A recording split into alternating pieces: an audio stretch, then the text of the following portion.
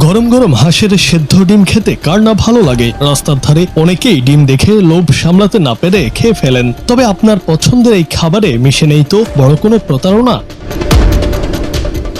সম্প্রতি সামাজিক যোগাযোগ মাধ্যমে গরুর মাংসের বদলে কুকুরের মাংস কিংবা মুরগির নামে কাকের মাংস বিক্রির মতো হাড়হিম করা খবর চাউর হয়েছে। সেই আতঙ্কের রেশ ধরে এখন নতুন আতঙ্ক, হাঁসের ডিমের বদলে সাপ কিংবা গুইসাপের ডিম বাজারে বিক্রি হচ্ছে কিনা। অনেকেই এই সন্দেহকে একেবারে উড়িয়ে দিতে পারছেন না।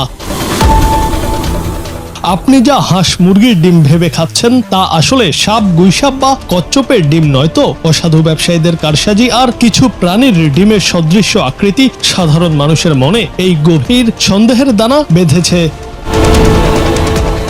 প্রকৃতপক্ষে সচেতন থাকলে হাঁসের ডিমের সাথে অন্য প্রাণীর ডিমের পার্থক্য বোঝা খুবই সহজ। হাঁসের ডিম সাধারণত আকারে বড়, ডিম্বাকৃতি এবং খোসা বেশ শক্ত হয়। সেদ্ধ করার পর এর সাদা অংশ সুন্দরভাবে জমাট বাঁধে এবং খোসা সহজেই ছাড়ানো যায়। অন্যদিকে সাপের ডিমের খোসা মোটেও শক্ত নয়, বরং অনেকটা চামড়ার মতো নরম হয়, যা আঙ্গুল দিয়ে চাপ দিলে দেবে যায়। এছাড়া কাঁচা অবস্থায় সাপের ডিমে এক ধরনের তীব্র আষ্টে বা অস্বাভাবিক গন্ধ থাকে, যা হাঁসের ডিমে কখনোই পাওয়া যায় না। কচ্ছপের ডিম নিয়েও অনেকের মধ্যে বিভ্রান্তি রয়েছে। কচ্ছপের ডিম সাধারণত গোলাকার হয় এবং দীর্ঘ সময় সেদ্ধ করলেও এর সাদা অংশ পুরোপুরি শক্ত হয় না, কিছুটা তরল থেকে যায়।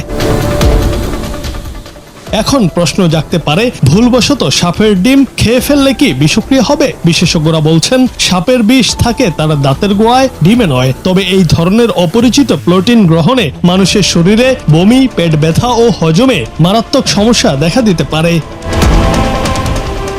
খাবার শুধু পেট ভরানোর বস্তু নয়, এটি স্বাস্থ্য এবং নিরাপত্তার সঙ্গেও জড়িত। তাই খাওয়ার আগে অন্তত একবার নিশ্চিত হয়ে নিন।